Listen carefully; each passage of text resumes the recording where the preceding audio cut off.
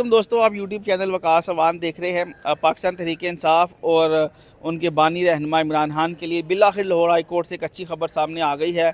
उनकी जो 9 मई की ज़मानतें थी वो लाहौर हाई कोर्ट में दोबारा समाअत के लिए मुकर्रर हो चुकी हैं और अब 2 रुकनी बेंच जो है इन ज़मानतों पर समाअत करेगा। तकरीबन 2 माह के बाद ये ज़मानतें समाअत के लिए मुकर्रर हुई हैं। और आज की इस वीडियो में हम बात करेंगे एहसान से, जो कि कोर्ट रिपोर्टर है। उनसे जानेंगे कि ये इतनी देर बाद क्यों ज़मानतें समाअत के लिए मुकर्रर हो रही हैं और बेंच में जो तब्दीली आई है। पहले चीफ जस्टिस ने समाअत की थी, अब एक नया बेंच तश्कील दिया गया है, इसकी क्या वजूहत हैं। एहसान, सबसे पहले तो हम बात करते हैं मुकदमात की। ये जो मुकदमात हैं, ATC के 2 जजेस हैं, दोनों जजेस की राय मुख्तलिफ है। तो एक ही कोर्ट में 2 जजों की राय मुख्तलिफ। अच्छा, ये तो कोई यानी बुरी बात नहीं है, ठीक है, क्योंकि एक जज है, उसकी अपनी राय हो सकती है। और लॉ जो है वो कोई डिफाइंड सेट ऑफ रूल्स तो नहीं है, अपनी अपनी इंटरप्रिटेशन है ना। तो इसको तो मैं गलत नहीं कहता, ये अपनी अपनी राय है उन जजेस की, ठीक है। लेकिन ये भी एक दिलचस्प चीज़ है कि एक ने इसको बिल्कुल मुख्तलिफ नुक्ता नज़र से देखा है, दूसरे ने मुख्तलिफ से देखा है। एक जो जज साहब जिन्होंने ये ज़मानतें मंजूर की थी, 4 ज़मानतें थी गालिबन, तो उन्होंने ये कहा था कि चूँकि इमरान खान साहब गिरफ़्तार थे और ये जो सारी वेंडलिज़म हुई है, जो तोड़-फोड़ हुई है, ये उनकी गिरफ़्तारी के बाद हुई है। और इमरान खान साहब ने इसकी मज़म्मत भी की थी जब वो सुप्रीम कोर्ट में पेश हुए थे। तो इस बिना पर उन्होंने कहा जी मैं ज़मानतें मंजूर करता हूँ। लेकिन जो दूसरे जज साहब थे उन्होंने भी बड़ी दिलचस्प बातें की। उनका ये कहना था कि चूँकि पुलिस का ये इल्ज़ाम है कि ये एक सोची समझी साजिश थी मुल्क के ख़िलाफ़, और ये साजिश उन्होंने अपनी गिरफ़्तारी से पहले तैयार की थी, तो लिहाजा इनको जो है ज़मानत नहीं दी जा सकती, क्योंकि इन्होंने अपनी गिरफ़्तारी के वक्त इसको तैयार नहीं किया, उससे पहले तैयार की थी। और चूँकि ये साजिश है, इस बिना पर हम इनकी ज़मानतें खारिज करते हैं। तो ये दोनों बड़ी दिलचस्प जजमेंट्स थी, दोनों बड़े दिलचस्प फैसले। तो अब ये मामला अब लाहौर हाई कोर्ट में आया, उसके बाद हमने देखा कि चीफ जस्टिस ने समाअत की। 2 माह बाद लगे हैं दोबारा केस फिक्स होने में।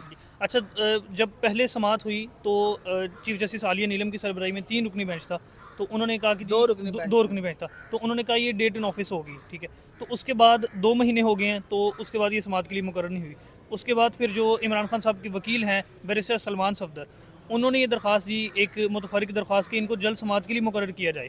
वो भी जल्दी मुकर्रर नहीं हुई, ठीक है, ठीक है। उसके बाद अब ये मुकर्रर हुई हैं, और यानी बज़ाहिर तो यही लग रहा है कि कुछ ना कुछ है, ठीक है, कुछ तो है जिसकी पर्दादारी है, वरना इतनी जल्दी ये इतनी लेट ये चीज़ें फिक्स नहीं होती। उससे पहले ही समाज की ये जो बेंच की तब्दीली हम देख रहे हैं, पहले चीफ जस्टिस खुद थी, अब जस्टिस तारिक सलीम शेख और जस्टिस शहबाज रिजवी आए हैं, इसको कैसे देखते हैं? नहीं, इसमें अब पता नहीं, इसके बारे में कुछ कह तो नहीं सकता, कोई इन्फॉर्मेशन नहीं है, ठीक है। हो सकता है ये नॉर्मल हो सकता है कुछ ना कुछ हो, कोई बात हो इसके पीछे, इसके बारे में कोई मालूमात नहीं है, इसलिए मैं कुछ कह नहीं सकता। जस्टिस तारिक सलीम शेख वही जज हैं जिन्होंने केस इनके जो इमरान खान के जिस्मानी रिमांड थे वो नहीं दिए थे। वो तो पहले ही अपना माइंड डिस्क्लोज कर चुके हैं इन मुकदमात के और देखिए, हवाले वो से। डिस्क्लोज कर चुके हैं, हो सकता है वो अपनी राय तब्दील भी कर लें, ठीक है। ये तो नहीं हम कह सकते कि जी उन्होंने फलां मौके पे ये बात की थी तो अब भी। और वो जो केसेस थे वो जिस्मानी रिमांड से मुतल्लिक थे, ठीक है। केसेस ऐसे ही थे लेकिन थे जिस्मानी रिमांड से मुतल्लिक। वहाँ पर जिस्मानी रिमांड चैलेंज हुआ हुआ लेकिन डिटेल वहाँ पर चीज़ें डिस्कस हुई, हमने डिस्कस देखा हुई, बेंच ठीक है। में। और लेकिन यहाँ पर ज़मानतें डिस्कस होंगी कि ज़मानत दी जा सकती है या नहीं। तो एहसान, ये बताएं कि क्या लगता है आपको कि ये जो ज़मानतें हैं इमरान खान की, अब स्पीड से चलेंगी या ईद से पहले कोई फैसला होता नज़र आ रहा है सर, आपको? मुझे तो नहीं होता नज़र आ रहा, ईद से पहले तो कम से कम नहीं होता नज़र आ रहा, ठीक है। ज़ाहिर है अभी बहस होगी और लंबी बहसें चलेंगी, उसके बाद ही कोई ना कोई फैसला होगा। मुझे इतनी जल्दी ईद से पहले कम से कम मुझे नहीं होता नज़र आ रहा। तो ये तो आपने बुरी खबर सुना बुरी दी। खबर क्या ही, अब देखें, ये पीटीआई वालों का ना एक प्रॉब्लम है। इनको इनके जो यूट्यूबर्स हैं वो पिछले 1.5-2 साल से बेवकूफ़ बना रहे हैं कि जी इस महीने इमरान खान आ गया, जी इस हफ्ते बाहर आ गया। इमरान खान साहब बेचारे अंदर है, वो बेचारे खत पे खत लिख रहे हैं, कभी कोई टाइम मैगजीन को, कभी किसी को, कभी आसिम मुनीर साहब को खत लिख रहे हैं। तो अगर इनके वो जो यूट्यूबर्स हैं वो सच्चे हैं तो इमरान खान साहब बाहर आ चुके होते हैं ना। ये सच सुनना नहीं चाहते ये पीटीआई वाले, ठीक है, अपनी ख्वाहिश की खबर सुनना चाहते हैं। सच इनको जब कोई बताता है तो इनको मसला होता है। तो अब नहीं भाई, इमरान खान साहब बाहर आ रहे तो क्या करें हम, कहीं कि जी आ रहे हैं बाहर, नहीं आ रहे अभी बाहर। नहीं, बेसिकली जब ज़मानतें मुकर्रर हो गई हैं तो मेरा ख्याल है कि इसमें शॉर्ट डेट्स अगर 2-3 पढ़ें तो आर्गूमेंट्स कंप्लीट हो सकते सर हैं। हो सकते हैं। बात ये थी कि आपका ये कहना कि ये बुरी खबर है, भाई ये बुरी अच्छी खबर नहीं है। अगर इमरान खान साहब मिसाल के तौर पर आज वो ज़मानतें लगें, आज उन सब में वो बरी हो जाएं, ठीक है, ज़मानतें मिल जाएं, केसेस में वो बरी हो जाएं, तो उसके बाद क्या हो जाएगा, कोई नया केस आ जाएगा। तो अभी तक वो देखें, सिर्फ अदालतें तो डिसाइड नहीं ना करेंगी। नहीं, देखो, ये जो 9 मई की ज़मानतें हैं, इसमें जो सबसे बड़ा मुकदमा है वो जिन्ना हाउस का है, और वो ये सबसे बड़ी जो साजिश का कहते हैं वो जिन्ना हाउस को कहते हैं कि यहाँ पे हुई है सबसे बड़ी साजिश। तो अगर यहाँ से बेल आउट हो जाते हैं तो वो तो सारा बयानिया ठुस हो जाएगा। वो तो बयानिया पहले भी ठुस हुआ हुआ है। जब वो बयानिया उसी दिन ठुस हो गया था जब बहुत से लोगों ने प्रेस कॉन्फ्रेंसेस की थी, उसके बाद उनको उनके ऊपर वो मुकदमात नहीं डाले गए थे, ठीक है। तो ये बयानिया ये सबको पता है, पाकिस्तान की इंटेलिजेंसिया को इस बात का ज़रूर पता है कि ये बिल्कुल ड्रामेबाजी हो रही है ये 9 मई के नाम के ऊपर। अगर इन मुकदमात में कुछ दमखम होता या अगर हमारी स्टेट सीरियस होती इन मुकदमात के हवाले से, तो अभी तक कुछ ना कुछ निकाल चुकी होती। तो चूंकि अभी तक कुछ नहीं निकाला, ना स्टेट सीरियस है ना इन मुकदमात में कुछ है। आपने थ्रू आउट 2 साल से आप इन मुकदमात को कवर कर रहे हैं, ट्रायल कोर्ट से लेकर हाई कोर्ट तक इन केसेस का आना।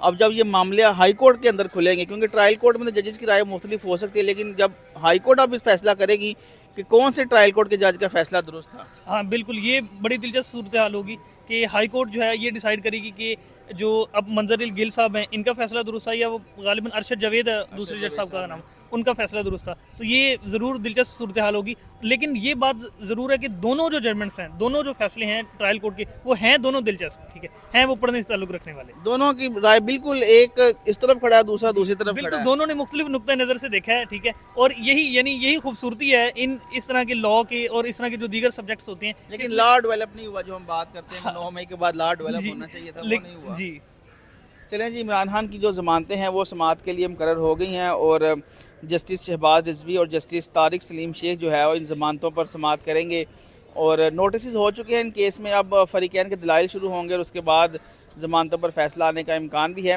जस्टिस तारिक सलीम शेख के बारे में हम जानते हैं कि वो पहले ही 9 मई के मुकदमात में बड़ी डिटेल अपनी ऑब्जर्वेशंस दे चुके हैं कि ये मुकदमात किस तरह बनाएगी, क्या इनमें मामला थे। और 9 मई के बाद बहुत से मुकदमात को उन्होंने समाअत भी की और जो अबडक्शन के केसेस थे उनकी भी समाअत की।